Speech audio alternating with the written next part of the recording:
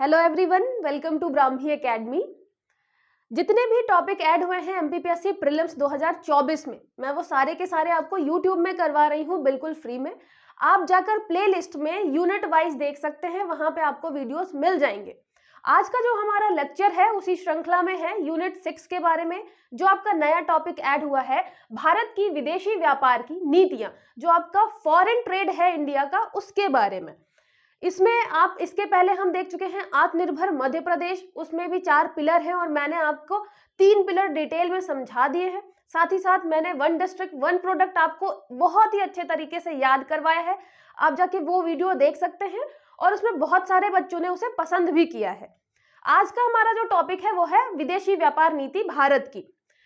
चाहे वो आपका इकोनॉमी अर्थव्यवस्था वाला सेक्शन हो यूनिट 6, चाहे यूनिट 1 हो, चाहे यूनिट 9 हो, जितने भी नए टॉपिक हैं वो मैं बहुत अच्छे से आपको डिटेल में करवा रही हूँ, जिससे आपके जो फैक्ट हैं वो तो स्ट्रांग हो ही, साथ ही साथ आपकी सोचने समझने की क्षमता भी विकसित हो, जो आपके मेंस में बहुत ज्यादा काम आएगा।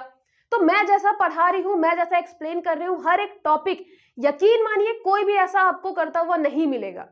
तो आपको बहुत आप थोड़ा टाइम निकाल के वीडियो जरूर देखें, जिससे आपको पता चले कि आपको कितनी ज्यादा इंपॉर्टेंट नॉलेज मिलने वाली है। और आज का जो हमारा टॉपिक है भारत की विदेशी व्यापार की नीतियां, वो इतना ज्यादा इंपॉर्टेंट है। ये आपके यूनिट 6 में भारत की विदेशी व्यापार की नीतियां, ये वाला टॉपिक, ठीक है। इंग्लिश में इसी को बोलेंगे India's foreign trade policies. India's foreign trade policies के बारे में आज हम पढ़ने वाले हैं। देखिए, इकोनॉमी वाला जो सेक्शन है, अगर हम हिस्ट्री की बात करें, वेद उपनिषद, इन सारी चीजों में आपको पुरानी हमारी संस्कृति के बारे में पता चलेगा, हमारी सोसाइटी के बारे में पता चलेगा। लेकिन ये जो आपका इकोनॉमी वाला सेक्शन है, स्पेशली जो आज हम पढ़ रहे हैं फॉरेन ट्रेड पॉलिसी, वो आपके करंट से बहुत ज्यादा जरूरी है। करंट में जानना क्या चल रहा है, इंडिया में क्या चल रहा है, विदेश में, आपके लिए जानना बहुत जरूरी है। As a public, as a नागरिक, एज अ स्टूडेंट, आपको ये जानना बहुत ज्यादा जरूरी है कि आज के टाइम पे इंडिया की फॉरेन ट्रेड पॉलिसी क्या है। अगर आप बिजनेस का सोच रहे हैं या आपके आसपास भी लोग जो बिजनेस वगैरह कर रहे हैं, तो हमारी इंडिया जो है कैसी पॉलिसी लेकर रख रही है, फॉरेन ट्रेड पॉलिसी, है ना। तो बहुत ही जरूरी है, बहुत ही इंपॉर्टेंट टॉपिक है आपको जानना। तो आज आप शुरू से लेकर लास्ट तक बहुत ही अच्छे से, आराम से, ध्यान से सुनिएगा, ठीक है। मैं बहुत ही डिटेल में अच्छे से समझाऊंगी, तो आपको कोई भी प्रॉब्लम नहीं आएगी। ये भी देख लीजिए कि हमारे जो एप्लीकेशन है ब्राह्मी एकेडमी, वहां पे आपको कोर्सेज अवेलेबल हैं। प्रीलिम्स का टेस्ट चल रहा है, उसके अलावा एमपी स्पेशल का आपका कोर्स है, आप जाके वहां पे परचेज कर सकते हैं। असिस्टेंट प्रोफेसर का भी वहां पे कोर्स है, आप जाके सारे कोर्सेज देख सकते हैं, परचेज भी कर सकते हैं। कोई भी अगर डाउट है तो आप इस नंबर पे कॉल करके पूछ सकते हैं, ये हमारे एकेडमी का नंबर है। साथ ही साथ सारे पीडीएफ के लिए आपको Telegram channel Brahmi academy join करना है, जहां पे आपको सारे पीडीएफ अवेलेबल हो जाएंगे, ठीक है। स्टार्ट करते हैं आज का टॉपिक। सबसे पहले तो ये टॉपिक आप देखिए, यहाँ पे जो टॉपिक है foreign trade policy of India, Bharat की विदेशी व्यापार की नीतियां। यहाँ पे एक चीज है कि हमें विदेशी व्यापार की नीतियां पढ़नी है, सिर्फ हमें फॉरेन ट्रेड पॉलिसी नहीं पढ़ी, पॉलिसीज है वहां पे, है ना, नीतियां हैं। तो आपकी जो एक फॉरेन ट्रेड पॉलिसी आती है, गवर्नमेंट आपकी फॉरेन ट्रेड पॉलिसी नीति जो है वो लागू करती है। अभी सबसे नई नीति जो आई है पॉलिसी, वो 2023 की है। तो हमें क्या सिर्फ उतना ही पढ़ना है? तो नहीं, हमें उतना सिर्फ नहीं पढ़ना है, हमें उसके साथ साथ और जो भी भारत की विदेशी व्यापार की नीतियां हैं सबको ध्यान में लेकर चलना है, ठीक है। तो मैं आपको डिटेल में बताऊंगी सारी चीजें, कि अगर क्वेश्चन कहीं से भी पूछा जा रहा है तो आपसे वो आराम से बन जाए, ठीक है। इनडायरेक्टली आ रहा है तो आप उसे एलिमिनेशन मेथड से सॉल्व कर पाए। सबसे पहले हम देखेंगे यहाँ पे, ठीक है, सबसे पहले बेसिक की बात करते हैं। अब जैसे ही हमारा भारत आजाद होता है, तो फिर गांधी जी का ये मत था कि जो अपने गांव हैं उनको सबसे ज्यादा क्या किया जाए, उनको सशक्त बनाया जाए, जिससे वो खुद अपने आप को आगे बढ़ा सके। उनका बिल्कुल मन नहीं था कि हम भारत जो है विदेशों से व्यापार की कोई भी नीति रखे, क्योंकि आपको पता ही है जो आपके अंग्रेज थे वो व्यापारी ही बनकर आए थे, और फिर 200 सालों तक हमारे यहाँ गुलाम बना के रखते हैं इंडिया को। तो इसलिए सारे लोग डरे हुए थे कि हम विदेशी व्यापार नीति कैसी रखें। गांधी जी का मत था कि हम गांव को क्या करें, स्ट्रॉन्ग बनाएं। आपके जो सरदार पटेल जी थे, उनका मत था कि हमें मिक्स्ड इकोनॉमी रखनी चाहिए। उसके अलावा आपका बॉम्बे प्लान आता है, विश्वेश्वरैया जी की रिपोर्ट्स आती हैं। लास्ट में ये होता है कि हम लाइसेंस राज रखते हैं, जिसमें आपको अगर कोई भी चीज ओपन करनी है, छोटी सी फैक्ट्री कुछ भी ओपन करना है, तो आपको बहुत सारे लाइसेंसेस लेने पड़ते थे अलग अलग डिपार्टमेंट से। तो बहुत लंबे टाइम तक आपके नेहरू जी, फिर इंदिरा गांधी, एक बहुत लंबे टाइम तक आपका क्या चलता है, लाइसेंस राज चलता है। पहली बार 1985 में 85 में कौन था आपके, राजीव गांधी। तो राजीव गांधी के टाइम पे बात आती है किसकी, राजीव गांधी के टाइम पे आती है फॉरेन पॉलिसी की बात आती है। अच्छा, जब हम बात करते हैं, मान लीजिए हम बात करते हैं 1950 से, जब हम हमारे मतलब आजादी के बाद से ही मान लीजिए, तो 1950 से जब हम 1985 तक की बात करते हैं, 1985 तक की बात करते हैं, तो यहाँ पे जो पॉलिसी चल रही थी एक्सपोर्ट की, वो थी एक्सपोर्ट सब्स्टिट्यूशन पॉलिसी। अब यहां पे मैं आपको कुछ शब्द बता दूं। एक्सपोर्ट मतलब आपका निर्यात, हम भेज रहे हैं बाहर। इंपोर्ट मतलब आयात, मंगा रहे हैं अपने यहाँ, ठीक है, आ रहा है हमारे यहाँ आयात। तो ये जो इंग्लिश वाले शब्द हैं, एक्सपोर्ट हम निर्यात कर रहे हैं, इंपोर्ट हम मंगा रहे हैं। क्योंकि मैं बार बार हिंदी और इंग्लिश बोल नहीं पाऊंगी, और अगर आप समझ नहीं पाते हैं तो बीच में क्या होगा, आपको फिर समझ नहीं आएंगी चीजें कि मैं बताना क्या चाह रही हूँ। तो जब भी मैं एक्सपोर्ट बोलूँ, मतलब मैं निर्यात की बात कर रही हूँ, बाहर भेजने की बात कर रही हूँ। जब भी मैं बोल रही हूँ इंपोर्ट, आई जिसमें लगा हुआ है, इंपोर्ट मतलब मैं आयात की बात कर रही हूँ, मंगाने की बात कर रही हूँ, ठीक है। तो फिर यहाँ बात आती है 1950 से लेके 1985 तक, लगभग आप मान के चल सकते हैं इस टाइम पे एक तो हमारा चल रहा था लाइसेंस राज। कोई भी आपको फैक्ट्री खोलनी है, कोई भी चीज आपको बिजनेस करना है, बहुत सारे लाइसेंस लेने पड़ते थे अलग अलग डिपार्टमेंट से, ठीक है। उसके अलावा अगर हम विदेशी व्यापार की बात करें, विदेशी व्यापार कैसा था, तो हमारे यहाँ एक्सपोर्ट सब्स्टिट्यूशन पॉलिसी चल रही थी। मतलब इसका क्या है, हम जो भी चीजें आयात करते थे तो उसके लिए हमें क्या देना पड़ता था, अमेरिकी डॉलर। आपको पता है कि विश्व में व्यापार करने के लिए मैक्सिमम जो देश हैं वो अमेरिकी डॉलर का उपयोग करते हैं। अब मैं बहुत डिटेल में नहीं जाऊंगी, मैं ये समझकर चल रही हूँ कि आप जो भी भावी हमारे डिप्टी कलेक्टर है उन्हें थोड़ा बेसिक पता है, ठीक है। तो पूरे वर्ल्ड में आपका चल रहा है अमेरिकी डॉलर, हमें भी व्यापार करना है तो हमें भी चाहिए विदेशी डॉलर, है ना, आपका अमेरिकी डॉलर चाहिए। तो जो हम अमेरिकी डॉलर कैसे करेंगे, जब हम अपना सामान बेचेंगे और वो हमें डॉलर में पे करेंगे, तब हमारे पास डॉलर आएगा। तो हम क्या करते थे, हम वहां पे मतलब हमें क्या चाहिए, सामान खरीदने के लिए डॉलर चाहिए, इसीलिए हम उतना ही एक्सपोर्ट करते थे, हम उतना ही निर्यात करते थे, अपना सामान बेचते थे जितना हम आयात करते थे। आप समझ रहे हैं, क्योंकि हमें क्या चाहिए, आयात करने के लिए हमें चाहिए, कोई भी चीज मंगाने के लिए हमें क्या चाहिए, हमें चाहिए अमेरिकी डॉलर। डॉलर कब मिलेगा, जब हम सामान अपना बेचेंगे तो वो हमें डॉलर में पे करेगा, है ना, क्योंकि विदेश में हम कोई चीज बेचेंगे तो रुपए में तो वो हमें देगा नहीं, उसके पास तो डॉलर होगा, क्योंकि पूरे वर्ल्ड में डॉलर चल रहा है। तो हम आयात जितना करते थे उसी का सब्स्टिट्यूट करने के लिए, बराबर करने के लिए हम क्या करते थे, हम निर्यात करते थे, ठीक है। तो हमारा ये बिल्कुल फोकस नहीं रहता था कि हम ज्यादा से ज्यादा निर्यात करें, हमें ज्यादा से ज्यादा डॉलर मिले, नहीं, हमारा मेन फोकस रहता था कि भाई हमें जितना आयात करना है उतने के लिए हमें चाहिए डॉलर, मतलब आपका अमेरिकी रुपया चाहिए, जो भी अमेरिकी रुपया मतलब वहां डॉलर चलता है, तो अमेरिकी डॉलर चाहिए, तो हमें उतना ही निर्यात करना पड़ेगा, बेचना पड़ेगा, ठीक है। तो ये चल रहा था एक्सपोर्ट सब्स्टिट्यूशन पॉलिसी, हम उतना ही एक्सपोर्ट कर रहे थे जितना आपका इंपोर्ट के लिए सब्स्टिट्यूट हो जाए, है ना, मतलब बराबर हो जाए आपका, इतना कर रहे थे। 1985 में फिर आपका आता है, 1985 में आपके राजीव गांधी जी पहली बार लाते हैं आपकी फॉरेन ट्रेड पॉलिसी। अच्छा, फॉरेन ट्रेड पॉलिसी आपको बहुत सारी जगह क्या मिलेगा, फॉरेन ट्रेड पॉलिसी। अब मैं इसके आगे कभी भी फुल फॉर्म नहीं लिखूंगी, मैं यहाँ पे लिखूंगी FTP, और आपको बहुत सारी जगह यही शॉर्ट फॉर्म मिलेगा इसका, FTP, फॉरेन ट्रेड पॉलिसी, आपकी विदेशी व्यापार नीति, ठीक है। तो 1985 में जो आपकी फॉरेन ट्रेड पॉलिसी थी, इसका नाम FTP ना होके क्या होता था, इसका नाम होता था EXIM। EXIM मतलब आपकी एक्सपोर्ट इंपोर्ट पॉलिसी।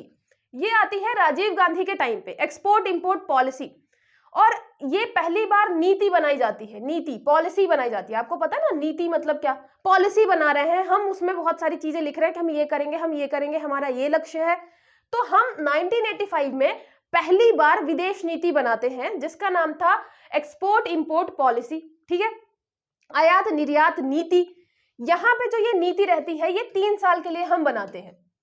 अभी आप देखेंगे जो आपकी फॉरेन ट्रेड पॉलिसी है वो लगभग हम 5 सालों के लिए बना रहे हैं, लेकिन कोई फिक्स नहीं है, कहीं पे ऐसा लिखा नहीं हुआ है कि 5 सालों के लिए ही आपकी ये नीति रहेगी।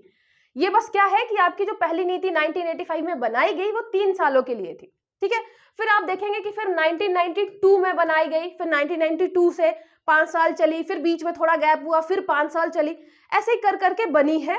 और आज के टाइम पे जो आपकी 2023 में नई फॉरेन पॉलिसी आई है, फॉरेन ट्रेड पॉलिसी, तो आपकी सबसे नई वाली जो विदेशी व्यापार नीति है वो अभी आई है 2023 में।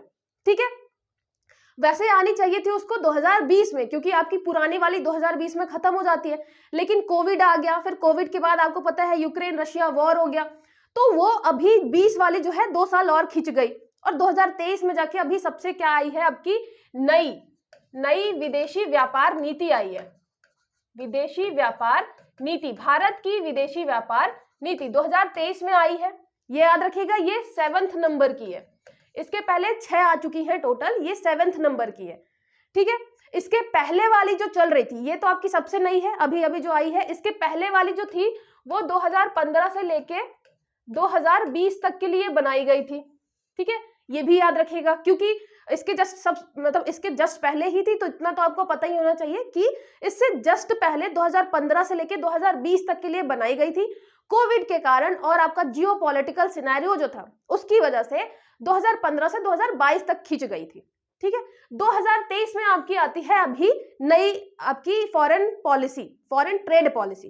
ठीक है, विदेशी व्यापार नीति 1992 से स्टार्ट हुई थी, पहली बार आई थी 1985 में राजीव गांधी के टाइम पे, जब हम बोलते थे एक्सपोर्ट इंपोर्ट पॉलिसी। ठीक है, निर्यात आयात नीति, अब हम बोलते हैं फॉरेन ट्रेड पॉलिसी, FTP। ठीक है, इतना समझ में आया आपको? फिर बात करते हैं, सबसे पहले तो यही बात करते हैं कि जो आपकी नई आपकी विदेश व्यापार नीति है, जो आपकी ये नई विदेश व्यापार नीति है, ठीक है, ये जो आपकी सबसे नई विदेश व्यापार नीति है 2023 की, तो इसमें क्या क्या चीजें आपको पढ़नी है। ठीक है, तो इसमें हमें क्या क्या पढ़ना है। अच्छा, जब मैं पूरी आपको प्रोसेस बता रही थी तो मैंने आपको बताया नहीं, 1985 में भी हम क्या कर रहे थे, हम एग्जिम लेके चल रहे थे। फिर 1992 में क्या होता है, आपको भी पता है कि हमारे यहाँ के जो फॉरेन रिजर्व था, जो आपका फॉरेन रिजर्व है हमारे यहाँ का, वो हो जाता है कि अब लास्ट क्या, मतलब हमारे पास सिर्फ उतना ही रिजर्व बचा हुआ है जिससे हम 3-4 दिन चला सकते हैं। वैसे होना क्या चाहिए कि आपके पास इतना रिजर्व होना चाहिए कि आप 3 महीने तक सरवाइव कर पाए। तो फिर 1992 में क्या आता है, आपके LPG रिफॉर्म आते हैं। LPG रिफॉर्म आपके लिबरलाइजेशन, प्राइवेटाइजेशन, ग्लोबलाइजेशन, आपका जो प्राइवेटाइजेशन निजीकरण, ग्लोबलाइजेशन वैश्वीकरण, लिबरलाइजेशन आपका उदारीकरण, तो ये तीनों करण आते हैं 1992 में। और यहीं से फिर स्टार्ट होती है आपकी फॉरेन पॉलिसी, क्योंकि अब हम क्या करने लग गए, विदेशों में व्यापार करने लग गए, तो फिर हमने विदेशी व्यापार नीति बनाई। ठीक है, तो ये 1992 में ही क्यों आया पता चल गया आपको, जब हमारे यहाँ LPG रिफॉर्म होते हैं तब जाके हमने अपने यहाँ विदेशी व्यापार नीति बनाई थी। ठीक है, उसके पहले 1985 में जो बनाई गई थी वो थी आपकी एग्जिम, 3 साल के लिए बनाई गई थी। ये हो गया आपका LPG रिफॉर्म। अच्छा, यहाँ पे भी हमारे यहाँ फॉरेन रिजर्व की प्रॉब्लम आई क्यों थी, क्योंकि आपको पता है कि इसके पहले क्या चल रहा था, एक्सपोर्ट, यहाँ पे जो मैंने बताया सब्स्टिट्यूशन पॉलिसी, इसके पहले बताया था ना एक्सपोर्ट सब्स्टिट्यूशन पॉलिसी, मतलब हम निर्यात उतना ही कर रहे थे जितना हम आयात कर रहे थे, जिससे हमें डॉलर मिलता रहे। लेकिन धीरे धीरे क्या हुआ, हमारे पास उतना पैसा बचा ही नहीं, हम निर्यात कर नहीं पाए अच्छे से, तो हमारे पास पैसा ही नहीं बचा, हमारे पास अमेरिकी डॉलर ही नहीं बचा। जब नहीं बचा, हमारा फॉरेन रिजर्व खाली हो गया, तो हमें फिर LPG रिफॉर्म लाने पड़े।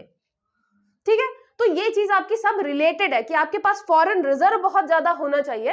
अब देखिए, फॉरेन रिजर्व के कारण ही, क्योंकि चाइना के पास सबसे ज्यादा फॉरेन रिजर्व है, उसके पास इतनी पावर है कि वो किसी भी देश को बोल सकता है कि भाई, जैसे श्रीलंका है, उसने श्रीलंका को क्या बोला कि तुम्हें अच्छा पैसे चाहिए, हम दे देंगे, क्योंकि हमारे पास डॉलर है बहुत सारे, उसकी खुद की करेंसी कोई नहीं लेगा, लेकिन क्योंकि उसके पास डॉलर ज्यादा है, और डॉलर क्यों ज्यादा है, अमेरिकी डॉलर क्यों ज्यादा है उसके पास, क्योंकि उसका व्यापार बहुत ज्यादा है, वो बहुत ही ज्यादा एक्सपोर्ट करता है, निर्यात बहुत ज्यादा करता है, तो उसके पास पैसे बहुत आते हैं, डॉलर बहुत ज्यादा आता है। जब डॉलर आता है, उसका फॉरेन रिजर्व बहुत ज्यादा है, तो वो किसी भी कंट्री में इन्वेस्ट करने के लिए बढ़ जाता है, चाहे वो नेपाल हो, चाहे आपका श्रीलंका हो, कि भाई हमारे पास बहुत डॉलर है, हम इन्वेस्ट कर सकते हैं। उसकी वजह से सोचिए वो इतना ज्यादा इंटरफेयर कर देता है दूसरी किसी कंट्री में, तो कितना ज्यादा इंपॉर्टेंट है फॉरेन रिजर्व। और फॉरेन रिजर्व इंपॉर्टेंट है, उसके लिए क्या जरूरी है, आपका एक्सपोर्ट होना, है ना, निर्यात बहुत ज्यादा जरूरी है। तो यहां से आप समझ ही गए कि हमारे यहाँ क्योंकि फॉरेन रिजर्व खत्म था, क्योंकि हम निर्यात नहीं कर रहे थे। और चाइना इतना ज्यादा निर्यात करता है, उसके पास इतना ज्यादा फॉरेन रिजर्व है, इसीलिए वो पूरे देश में अभी आपको पता है वर्ल्ड लीडर बनके बैठा हुआ है अमेरिका के साथ साथ। तो आप सोच ही रहे हैं कि कितना ज्यादा इंपॉर्टेंट है ये निर्यात। इसीलिए फिर हम प्रॉपर एक्सपोर्ट पॉलिसी लेकर आते हैं, विदेशी आपके व्यापार नीति लेकर आते हैं। ठीक है, तो इंपॉर्टेंस आप समझ गए यहां से। अभी जो आपका 2023 वाला नया व्यापार नीति आई है, विदेशी व्यापार नीति, उसमें क्या है, आपके 4 पिलर है। ठीक है, ये आपको 4 पिलर दिख रहे हैं, ये आपके 4 पिलर हैं। सबसे पहला है इंसेंटिव टू रिमिशन। यहां पे याद रखिएगा, अभी मैं डिटेलिंग हम यहाँ पे पढ़ेंगे। पहले हम इंसेंटिव देते थे कि भाई तुम इतना कर लो काम तो हम इंसेंटिव तुम्हें दे देंगे, लेकिन अब हम क्या करने लग गए, हम अब रिमिशन करने लग गए। डिटेल में आपको बताऊंगी, बस थोड़ी थोड़ी चीजें समझिए। Export promotion through collaboration, export हमें प्रमोट करना है कोलैबोरेट करके। कोलैबोरेट मतलब किसके किसके बीच, जिले हो गए, राज्य हो गए, इंडिया हो गया, इंडिया मिशन जो है उन सबको कोलैबोरेट करके हम एक्सपोर्ट को और बढ़ावा देंगे, निर्यात और ज्यादा बढ़ाएंगे। तीसरा हो गया ईज ऑफ डूइंग बिजनेस। आपको पता है अगर एक्सपोर्ट हमें बढ़ाना है तो हमारा ईज ऑफ डूइंग बिजनेस बहुत अच्छा होना चाहिए, और जो वर्ल्ड बैंक की रिपोर्ट भी आ रही थी उसमें भी ईज ऑफ डूइंग बिजनेस में हम बहुत ही ज्यादा अच्छा कर रहे थे, है ना। फिर चौथा हो गया आपका इमर्जिंग एरियाज। इमर्जिंग एरिया जो भी आपके टेक्नोलॉजी है, ई कॉमर्स है, उसमें हमें काम करना है। तो ये याद रखिएगा, यहाँ पे इंसेंटिव की जगह हम रिमिशन की बात करते हैं, यहाँ पे एक्सपोर्ट प्रमोशन थ्रू कोलैबोरेशन की बात करते हैं, यहाँ पे बहुत ज्यादा समन्वय चाहिए सबके बीच, ईज ऑफ डूइंग बिजनेस की बात करते हैं, ईज ऑफ डूइंग बिजनेस की बात करते हैं, उसके अलावा इमर्जिंग एरियाज की बात करते हैं। अच्छा, हिंदी वाले भी इंग्लिश में थोड़ा जानते चलेंगे, मतलब यहाँ पे इंसेंटिव पहले देते थे, अब रिमिशन मतलब अब छूट देने लग गए।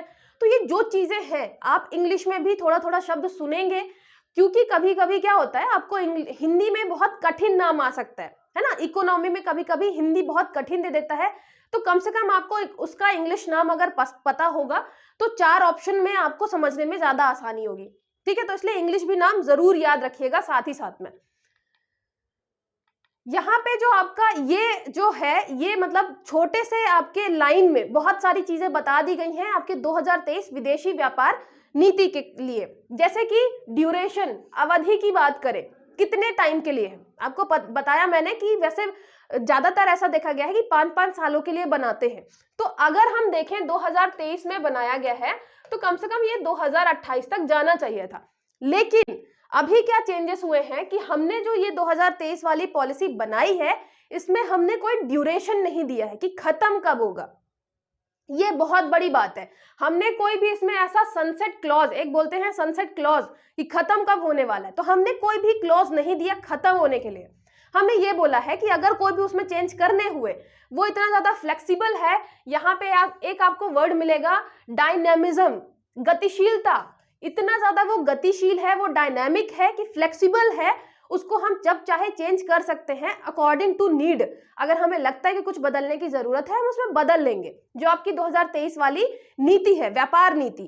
ठीक है, लेकिन हमने कोई भी इसमें ड्यूरेशन नहीं दी है, कोई भी फिक्स नहीं किया कि ये कब खत्म होगा, 2 साल में, 5 साल में, 10 साल में, 15 साल, हमने कोई ड्यूरेशन नहीं दी है ना। तो ये एक बात याद रखिएगा, कोई ड्यूरेशन नहीं है, फ्लेक्सिबिलिटी बहुत ज्यादा है, डायनामिज्म है, मतलब हम जब चाहे उसको चेंज कर सकते हैं, जो चीजें अगर टाइम के हिसाब से नहीं चल रही हैं उसको बिल्कुल चेंज कर सकते हैं। फिर आता है डिसेंट्रलाइजेशन। डिसेंट्रलाइजेशन आपका विकेंद्रीकरण। यहाँ पे आपको भी पता है कि पहले जो नीतियां बनती थी, कहाँ बनती थी, बिल्कुल टॉप में, सेंटर में बन रही हैं, और उसने बता दिया नीचे राज्य को कि ये काम करना है, राज्य ने नीचे जिलों को बता दिया कि तुम ये काम कर दो। अब क्या हो रहा है, हम डिसेंट्रलाइज कर रहे हैं, और यहाँ पे आपको बहुत ही बेस्ट एग्जांपल मिलेगा डिसेंट्रलाइजेशन का। हम जिलों पे काम कर रहे हैं, हम जिलों में एक्सपोर्ट नीति बना रहे हैं, फिर उसको कोऑर्डिनेट कर रहे हैं स्टेट से फिर कनेक्ट कर रहे हैं सेंट्रल लेवल पे। तो हम बिल्कुल बेसिक रूट जो आपका है जिले पे काम कर रहे हैं, तो ये डिसेंट्रलाइजेशन भी है इस नीति में। उसके अलावा डायरेक्शन मतलब इसका डायरेक्शन क्या होना चाहिए, हमें कितना अचीव करना है कितने टाइम में, ये सारी चीजें। फिर डिजास्टर प्रूफिंग जो आपका आपदा रोधी है, इसका क्या मतलब है, अगर कोई भी प्रॉब्लम आती है तो उसके लिए बहुत सारे कदम उठाए जा सकते हैं। साथ ही साथ आपको भी पता है कि वर्ल्ड लेवल पे चीजें बदलती ही रहती हैं, जो आपका सिनेरियो है चेंज होता रहता है, तो उसके लिए भी हमने आपदा रोधी चीजें इसमें रखी हैं आपकी इस नीति में, विदेशी व्यापार नीति में। और aimed at creating and enabling ecosystem for exporter, हमें क्या करना है, इसका उद्देश्य जो है निर्यातकों के लिए एक सक्षम पारिस्थितिकी तंत्र बनाना है, जिससे आपके एक्सपोर्टर है। अब देखिए, जब एक्सपोर्टर को पता रहेगा कि कोई अवधि नहीं है, लंबे टाइम तक चलेगा, तो उनको ये पता रहेगा कि हमें जो लाभ मिलने हैं वो लंबे टाइम तक मिलेंगे, हमें जो अभी प्रॉफिट मिल रहे हैं, ये पॉलिसीज हैं वो लंबे टाइम तक रहेंगी। तो जो आपके एक्सपोर्टर होते हैं, जो निर्यातक होते हैं, वो भी थोड़ा मतलब वो हो जाते हैं कि हाँ ठीक है, सब सही चलेगा, हम जो पॉलिसी अपना रहे हैं, अगर हमें प्लान करना है, एक्सपोर्ट बढ़ाना है, तो हम कर सकते हैं, क्योंकि जो पॉलिसीज हैं, ऐसा नहीं है कि आज हमें ये क्या दे रहे हैं, इंसेंटिव कुछ दे रहे हैं, फायदा दे रहे हैं, कल को नहीं देंगे, तो ऐसा नहीं होगा, क्योंकि हमने नीति में बता दिया कि कोई भी ड्यूरेशन हमने फिक्स नहीं की है, अगर कोई जरूरत पड़ेगी तो हम उसे चेंज कर देंगे। चेंज भी कैसे करेंगे, हम मार्केट में जितने भी लोग हैं, जितने एक्सपोर्टर हैं, निर्यातक जो भी हैं आपके, उनसे बात करेंगे, तब कहीं जाके चेंज करेंगे। ठीक है, तो ये बहुत अच्छी हो गई किसके लिए, जो आपके निर्यातक हैं, जो एक्सपोर्टर हैं, उनके लिए बहुत अच्छी बात हो गई। तो आपने देखा कि 4 पिलर हो गए। उसके बाद हमने फिर क्या किया है, ड्यूरेशन फिक्स नहीं की है, डायनामिक है, चेंज हो सकता है, डिसेंट्रलाइजेशन की बात की है, एक डायरेक्शन की बात की है, उसके अलावा डिजास्टर प्रूफिंग की भी बात की है कि अगर कोई प्रॉब्लम आती है तो हम कैसे डिजास्टर प्रूफिंग उसकी करेंगे, आपदा रोधी। ठीक है, फिर सबसे पहली बात आती है लक्ष्य क्या रखा गया है। तो लक्ष्य क्या क्या रखा गया, सबसे पहले लक्ष्य माल और सेवा क्षेत्रों के समान योगदान के साथ 2030 तक भारत की कुल निर्यात को 2 ट्रिलियन अमेरिकी डॉलर तक बढ़ाना है।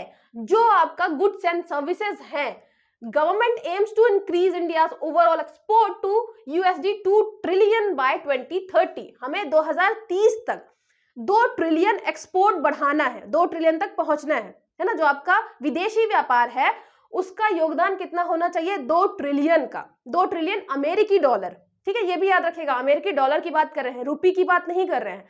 2 ट्रिलियन अमेरिकी डॉलर, और जिसमें माल और सेवा, गुड्स एंड सर्विसेज दोनों का, ऐसे मान लीजिए कि गुड्स जो है, जो आपका माल है वो 1 ट्रिलियन का दे दे फायदा, और जो आपका सेवा है वो 1 ट्रिलियन का निर्यात हो जाए उसका।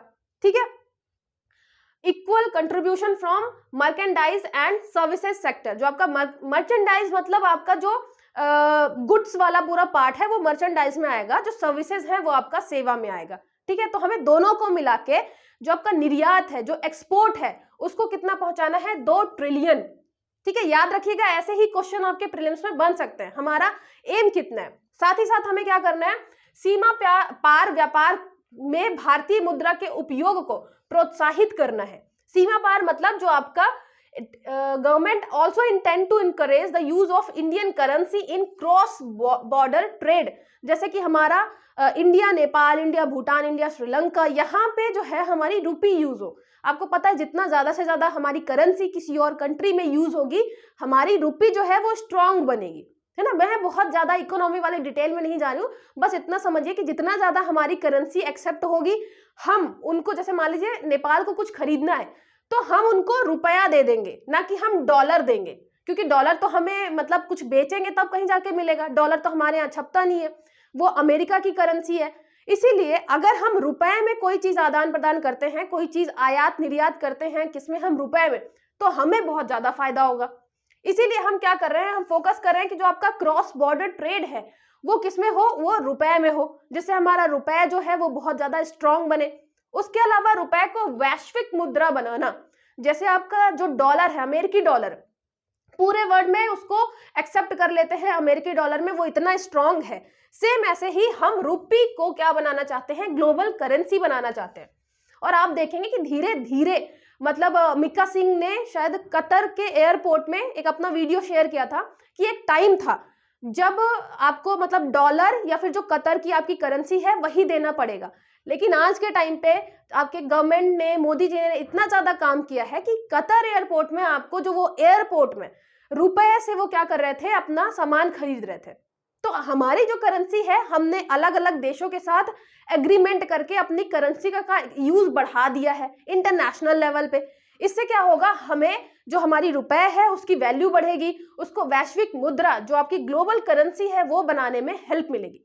साथ ही साथ हमें क्या करना है, भारत को व्यापार केंद्र बनाना है। हमें मेकिंग इंडिया अ ट्रेड हब, जैसे आपका चाइना है ट्रेड हब है, वहां पे बहुत सारी चीजें हम क्या कर रहे हैं, ट्रेड कर रहे हैं। साथ ही साथ वो दुनिया में बहुत ज्यादा निर्यात करता है।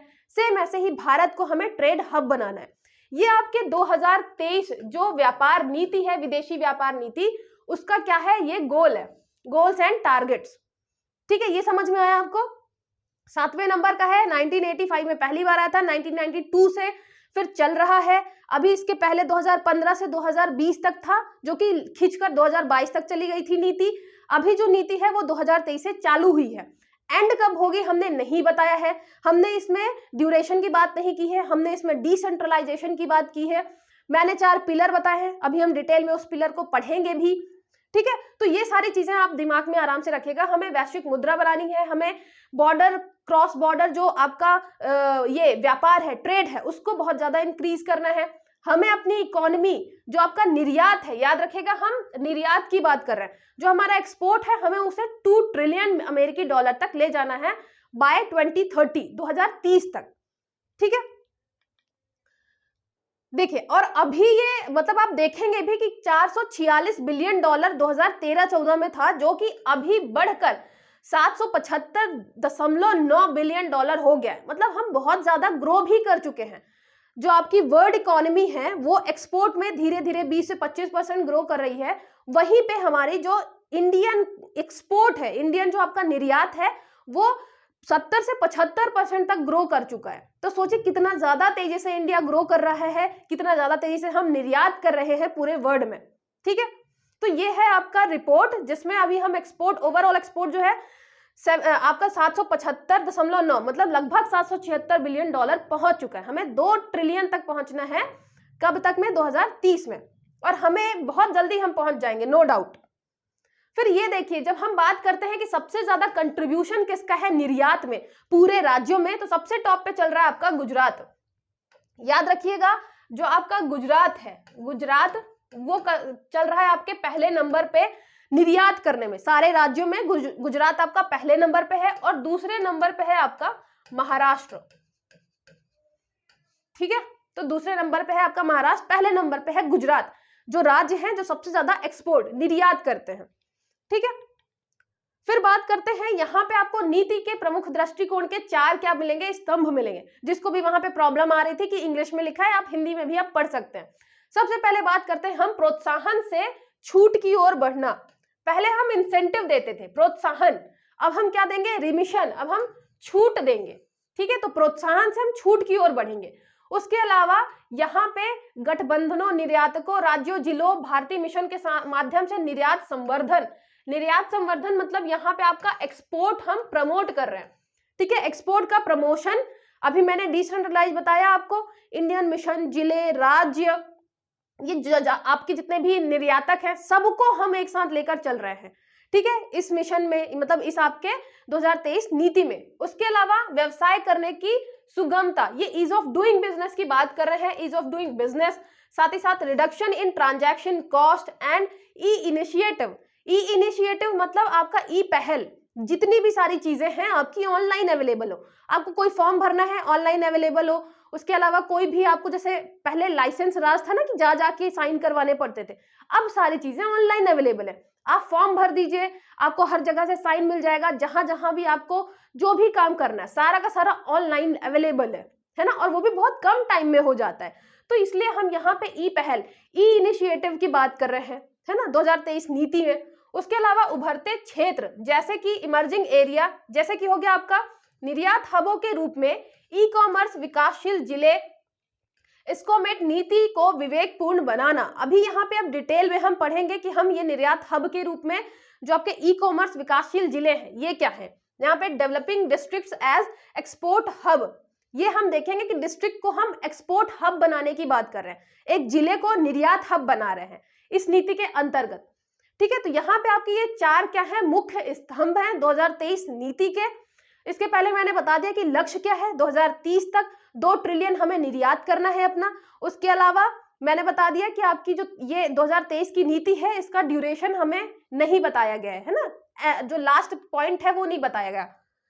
फिर बात करते हैं पहले जो आपका इंसेंटिव टू रिमिशन, यहाँ पे जो है आपका ये जो लाइन थी यहाँ पे प्रोत्साहन से छूट, तो पहले हम इंसेंटिव देते थे, मतलब प्रोत्साहन देते थे, प्रोत्साहन। अब हम बात कर रहे हैं रिमिशन की, मतलब अब हम बात कर रहे हैं छूट की।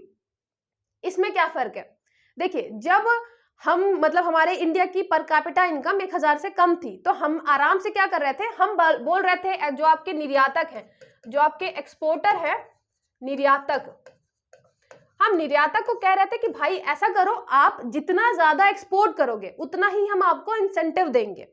जैसे कि मान लीजिए आपने $100 का क्या किया, एक्सपोर्ट किया, तो जैसे ही आप $100 का एक्सपोर्ट करेंगे, निर्यात करेंगे, तो हम आपको $10 जो है वो क्या देंगे, प्रोत्साहन देंगे कि आपने अच्छा काम किया है, $10 हम इंसेंटिव देंगे।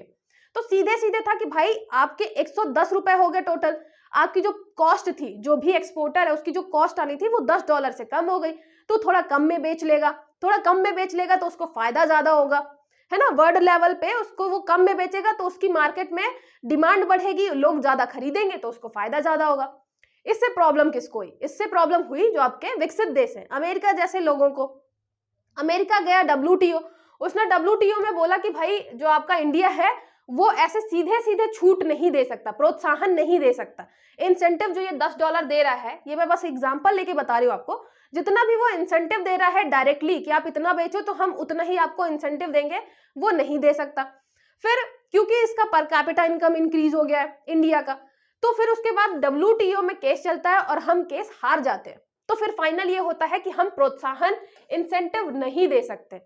ठीक है, तो फिर गवर्नमेंट ने क्या किया कि ठीक है इंसेंटिव नहीं दे सकते, कोई बात नहीं, हम देंगे अब छूट, रिमिशन देंगे। रिमिशन का क्या मतलब था, रिमिशन मतलब आपके जो भी कॉस्ट पड़ रही है कोई भी चीज बनाने में, मान लीजिए आप एक कोई बहुत अच्छी सी पेन बना रहे हैं, पेन बनाने में जितनी भी कॉस्ट आपको पड़ रही है, तो हम क्या करेंगे, अब हम उसमें जितने भी टैक्स हैं, जितने भी गवर्नमेंट के टैक्स लग रहे हैं, सब में आपको छूट दे देंगे।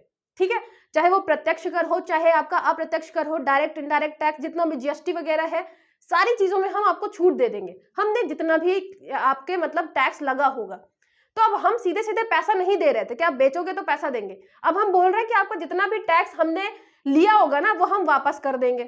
ठीक है, तो यहां हम किस में छूट दे रहे हैं, कर में, टैक्स में छूट दे रहे हैं। इसके लिए आपको ये 3 नाम मिलेंगे, 3 नाम आपको इंग्लिश में ऐसे ही याद रखने हैं।